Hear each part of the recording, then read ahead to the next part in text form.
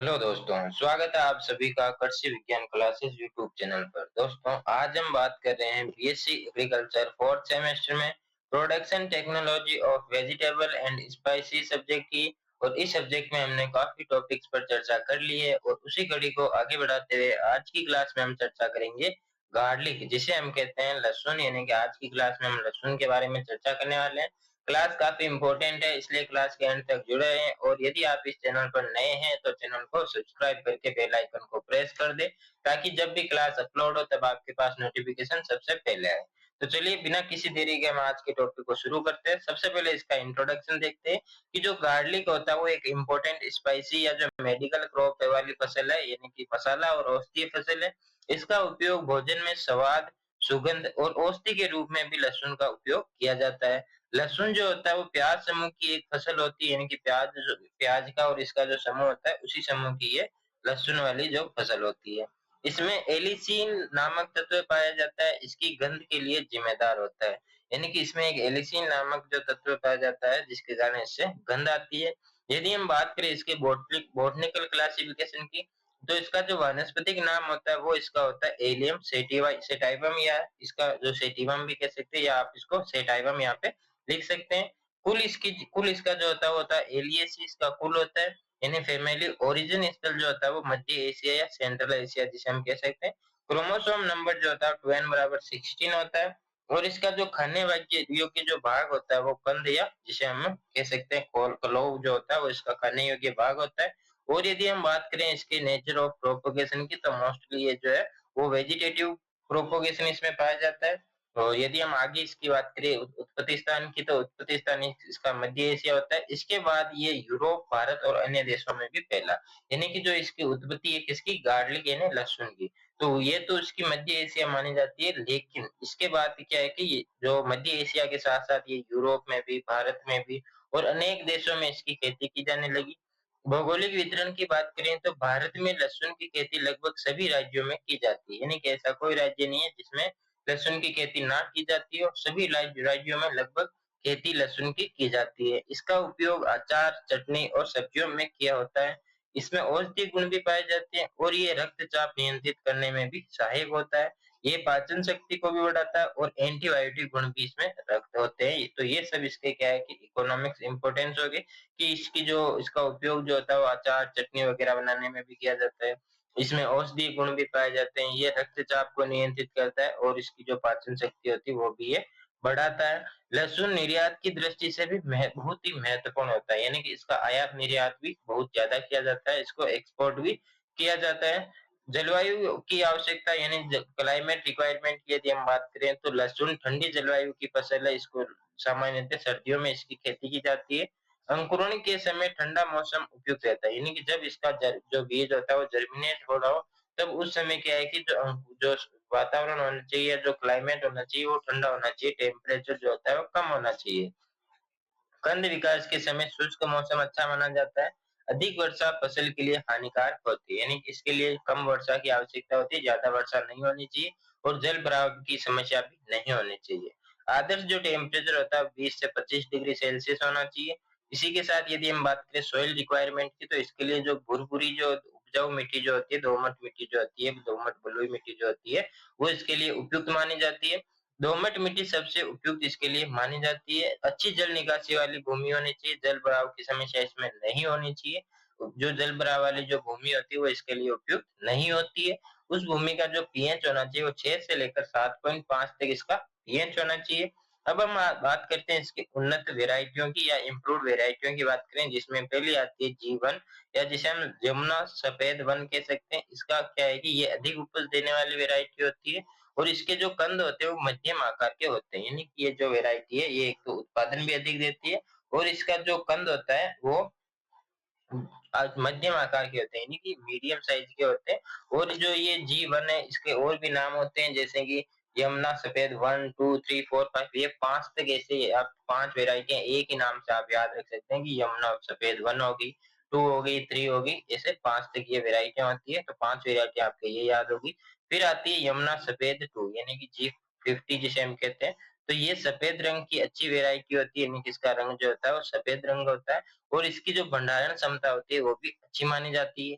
Agree found white जो होती है ये काफी लोकप्रिय व्यवसाय, यानी कि जो व्यवसाय के लिए लहसुन की खेती कर रहे हैं, जो बिजनेस के लिए कर रहे हैं, उनके लिए ये काफी इम्पोर्टेंट होती है। इसी वैरायटी का यूज करते हैं। इसके जो कंद होते हैं वो बड़े होते हैं और सफेद होते हैं। फिर आता है ओटी 41, यानी कि ये क्या है कि अधिक उपज देने वाली वैरायटी होती है और इसकी जो गुणवत्ता होती है वो भी काफी अच्छी होती है। और यदि हम वैरायटियों की बात करें जिसमें एग्री फाउंड पार्वती आती है, एग्री फाउंड व्हाइट की हमने बात कर ही ली, जामनगर लोकल आती है और इसी के साथ जो आती है भीमा हो गई, ओमकार, भीमा ओमकार हो गई, भीमा परवल हो गई, सवेता, पंत लोहित, ये सभी क्या है कि लहसुन की वेराइटियां होती है। तो आप लहसुन की वेराइटियों को जरूर याद करें। लगभग सभी फसल की या सभी जो वेजिटेबल या स्पाइसी जो होते हैं उनकी 5-5 वेराइटी आपको याद होनी चाहिए। इसके बाद आता है भूमि की तैयारी, यानी कि भूमि की तैयारी में सबसे पहले आपको 3 से 4 गहरी जुताई करनी है। प्रत्येक जुताई के बाद आपको पाटा लगाना चाहिए और मिट्टी को भुरभुरा बनाकर उसको समतल कर लेना है।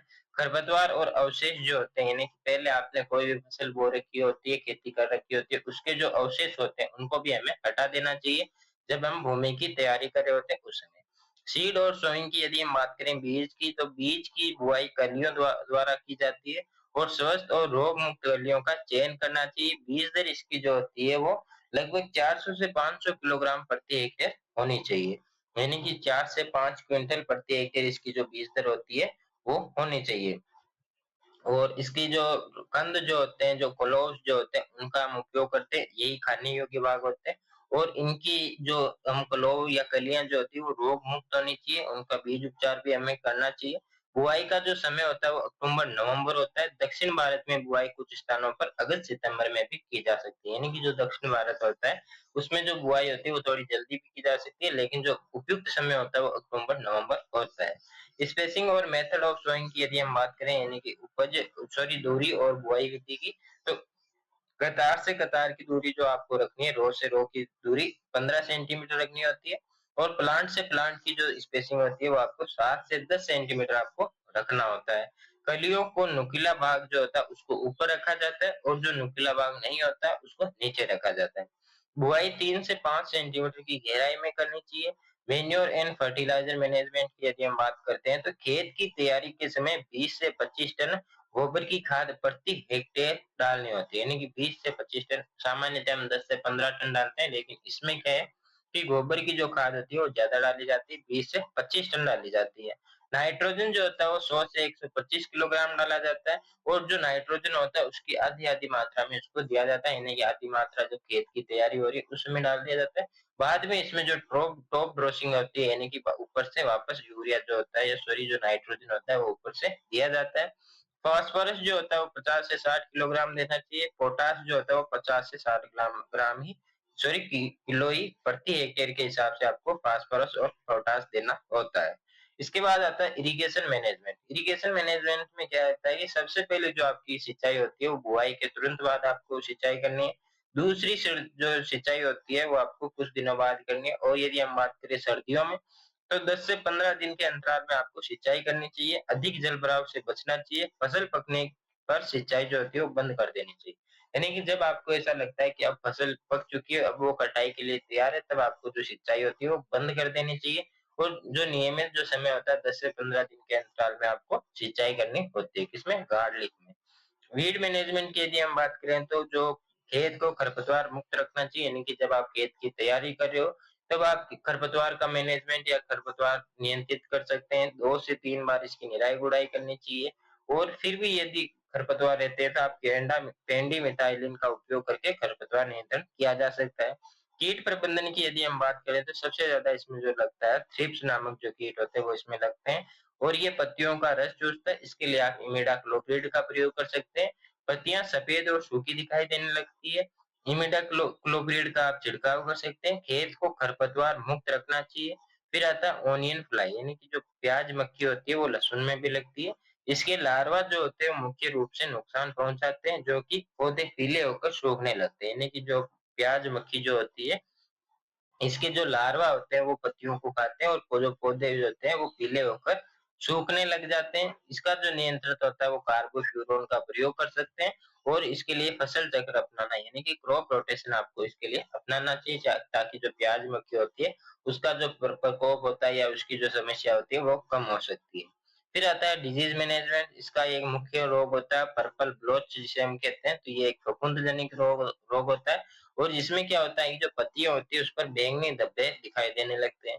इसका यदि आपको कंट्रोल करना है तो आपको पहले तो सबसे पहले जो बीज होता है उसको रोग मुक्त करना होता है यानी कि उसका बीजोपचार करना होता है और इसके लिए आप मैनकोजेब का भी छिड़काव कर सकते हैं। दूसरा जो लहसुन में रोग देखने को मिलता है वो मिलता है आपको डाउनी मिल्ड्यू जो कि आर्द्र मौसम से अधिक फैलता है यानी कि जो मौसम होता है यदि वो ह्यूमिड वेदर है या यानी जो आर्द्र जो मौसम होता है उसमें ये ज्यादा फैलता है। पत्तियों पर धूसर फफूंदी जो होती है वो दिखाई देने लगती है। इसके लिए आपको उचित जल निकासी बनाए रखना है और मेटालेक्सिल का छिड़काव कर सकते हैं यानी कि इस तरह से आप रोग और कीटों का भी नियंत्रण कर सकते हैं।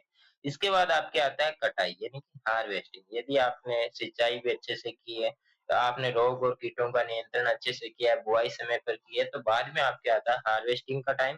तो ये पत्तियां जब पत्तियां जो होती है वो पीली होकर सूखने लगे तब आपको कटाई करनी चाहिए यानी कि जब पत्तियां जो होती है वो पीली होकर सूख जाए तब आपको मान लेना है कि आपकी जो फसल है लहसुन की वो कटाई के लिए बिल्कुल तैयार है।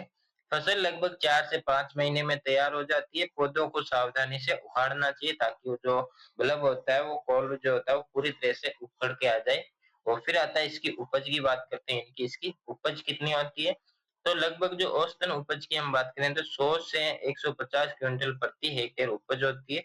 और यदि हम उन्नत तकनीकों को अपनाते हैं, अच्छी-अच्छी वैरायटियों का चयन करते हैं, रीग और रोग और कीटों का अच्छे से प्रबंधन करते हैं, तो आपकी जो ये उपज होती है वो इससे भी आगे बढ़ सकती है यानी कि 150 से 200 भी हो सकती है।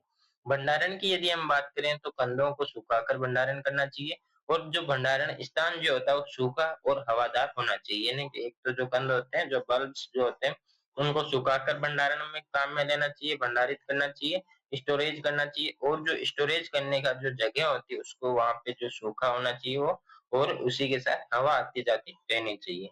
तो इससे क्या होता है कि जो आपके लहसुन होता है वो खराब नहीं होता है, लंबे समय तक आप इसको भंडारित कर सकते हैं और अच्छे मूल्य मिलने पर आप इसको बाजार में बेच भी सकते हैं। तो ये हमारा जो टॉपिक था लहसुन यानी गार्लिक वो यहाँ पे कंप्लीट होता है। आई होप आपको अच्छे से समझ में आ गया होगा। फिर भी यदि कोई डाउट रहता है तो आप कमेंट करके ज़रूर बताएँ और यदि आपको क्लास अच्छी लगी हो तो क्लास को लाइक करके अपने साथियों के साथ शेयर ज़रूर करें और चैनल को सब्सक्राइब करके बेल आइकन को प्रेस कर दें ताकि जब भी क्लास अपलोड हो तब आपके पास नोटिफिकेशन सबसे पहले आए। जल्दी मिलेंगे हम नए टॉपिक के साथ नई क्लास में, तब तक के लिए धन्यवाद। जय जवान जय किसान साथियों।